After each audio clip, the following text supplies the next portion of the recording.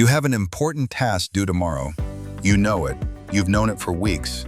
But instead of doing it, you're cleaning your room, scrolling your phone, or watching YouTube videos about productivity. And then comes the guilt, the self-blame, the what is wrong with me? But here's what nobody tells you. You are not lazy. Science has a completely different explanation for why you do this.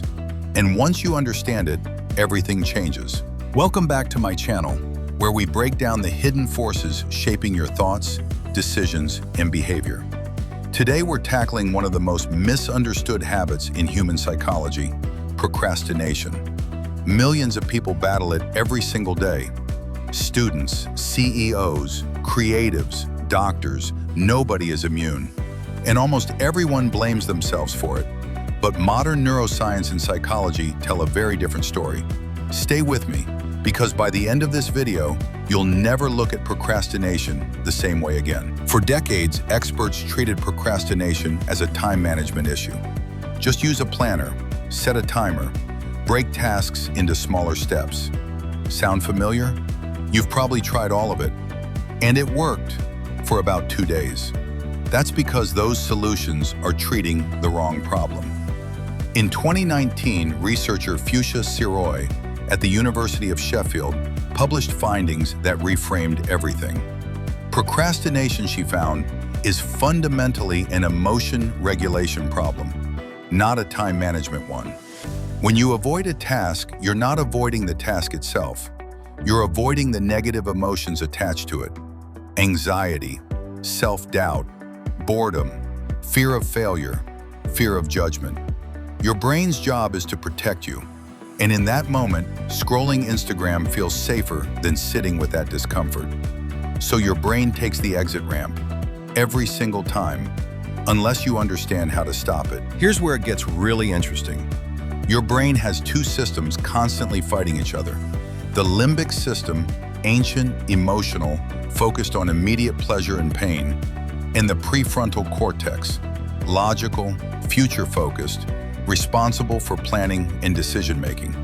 When you procrastinate, the limbic system is winning. It sees a difficult task and sends a threat signal. Stress hormones release.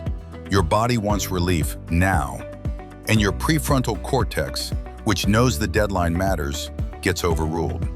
Neuroscientist Dr. Timothy Pitchell calls this the present bias. Your brain heavily favors immediate comfort over future reward. It literally cannot feel how bad the consequences will be tomorrow. It can only feel how uncomfortable the task is right now. This is why willpower alone almost never works.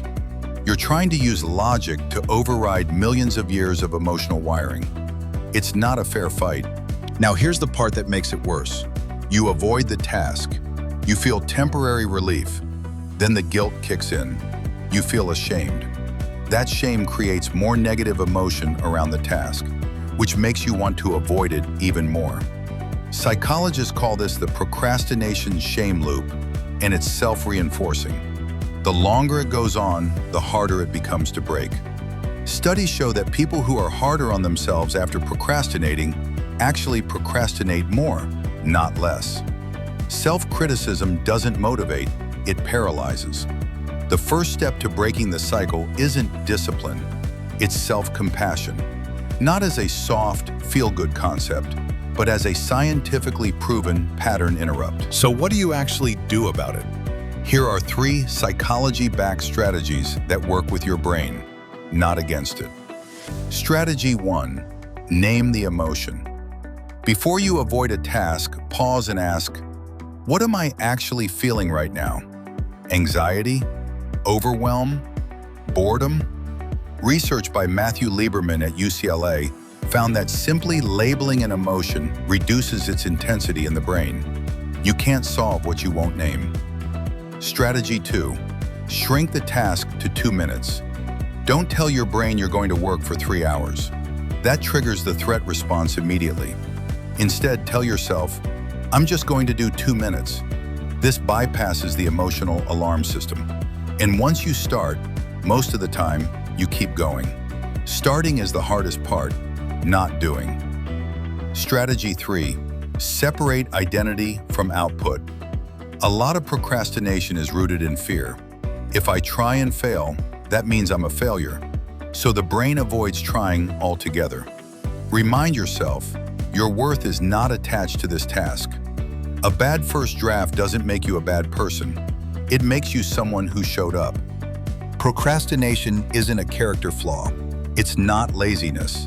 It's your nervous system trying to protect you from discomfort, using tools it developed thousands of years ago in a world that no longer exists. Understanding that changes everything. Because now, instead of fighting yourself, you can work with yourself. The next time you catch yourself avoiding something, don't shame yourself. Get curious. Ask what emotion is underneath it. Then take 2 minutes, just 2. That's where it starts. If this video helped you see yourself differently, share it with someone who needs to hear it. And subscribe, because every week we go deeper into the psychology behind why you think, feel, and behave the way you do. I'll see you in the next one.